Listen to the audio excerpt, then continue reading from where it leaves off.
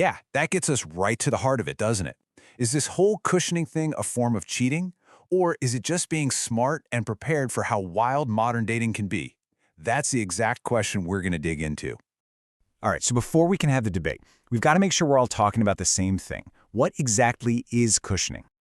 Okay, so here's the core idea. Cushioning is when you're in a committed relationship, but you're also keeping a few other, let's call them potential partners, warm on the back burner. It's basically having an emotional backup plan ready to go just in case your main thing falls apart. We're not always talking about a physical affair, but it's definitely more than just a casual friendship. This chart is super helpful because it shows us what cushioning isn't. It's not exactly cheating because the intent might be more about self-protection than pure betrayal, but it's absolutely not polyamory, which is all about being open, honest, and having consent from everyone involved. Cushioning, on the other hand, well, it usually happens in secret, and that secrecy is really the key difference here. So how do we picture this in our heads? I think the best way is with an analogy. Think of it like a safety net for your love life. Picture this. Your main relationship is like you're walking on a tightrope. Now, cushioning is like setting up a safety net of other potential partners right underneath you. It's not there for you to jump into while you're still on the rope, but it is there to catch you if you fall. It's designed to soften the blow of a breakup. And it's not always just a random thing. It can be pretty strategic. It usually kicks off with step 1, you start to feel like your relationship is a little bit shaky. That feeling leads to step 2, you start, or maybe just continue, keeping those conversations going with other people. The end goal, step 3, you've built that emotional cushion, a buffer to protect yourself from the hurt of a breakup you think might be coming.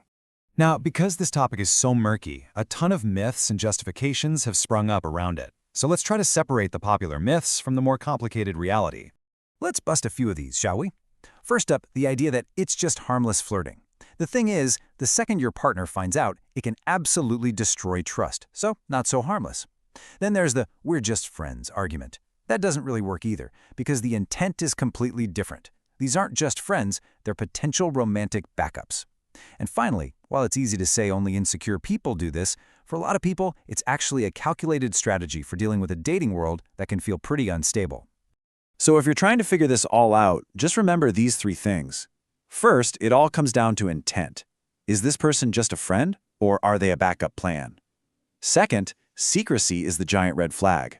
If it were all out in the open, it'd be something else entirely.